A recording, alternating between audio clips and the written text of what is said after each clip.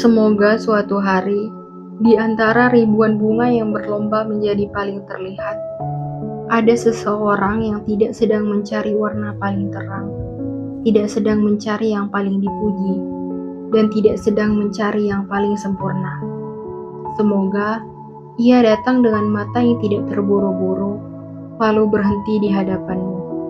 Bukan karena kau yang paling mekar, bukan karena namamu paling sering disebut, bukan karena dunia mengangkatmu lebih tinggi dari yang lain, tetapi karena ia melihat sesuatu yang tidak muncul di permukaan, sesuatu yang tidak bisa dipoto, tidak bisa dijelaskan, dan tidak bisa diperebutkan. Sesuatu yang hanya bisa dirasakan. Seperti anyelir yang lahir di awal tahun, datang tanpa banyak suara, dan membawa ketulusan yang tidak meminta untuk dipilih. Seperti teratai yang orang-orang hanya lihat bunganya, tetapi lupa menghitung lumpur, diam, dan waktu panjang yang harus dilewati agar bisa mekar tanpa membawa kegelapan tempat ia tumbuh. Dan seperti Edelweiss yang tidak hidup di tempat yang ramai, tidak tumbuh untuk semua orang, dan tidak mudah ditemukan. Karena ada hal-hal berharga yang memang tidak diletakkan di tempat yang mudah dijangkau. Mungkin selama ini kau bertanya, mengapa yang lain dipilih lebih cepat?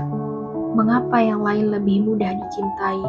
Mengapa yang lain lebih layak untuk dipertahankan? Padahal tidak semua yang cepat ditemukan akan tinggal paling lama. Tidak semua yang indah di mata mampu bertahan di hati. Ada keindahan yang nasibnya memang berbeda. Ia tidak datang untuk membuat semua orang kagum. Ia hanya menunggu satu orang yang cukup tenang untuk membaca hal-hal yang tidak pernah kau ucapkan.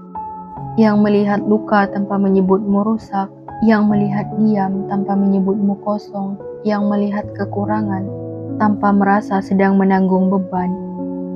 Dan saat hari itu tiba, mungkin ia tidak akan berkata, "Oh bunga tercantik," karena itu terlalu kecil.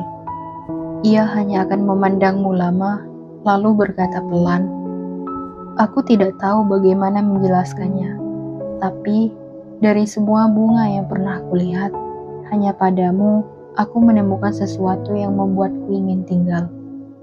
Dan saat itu, kau akan mengerti bahwa tidak ditemukan oleh banyak orang bukan berarti tidak bernilai.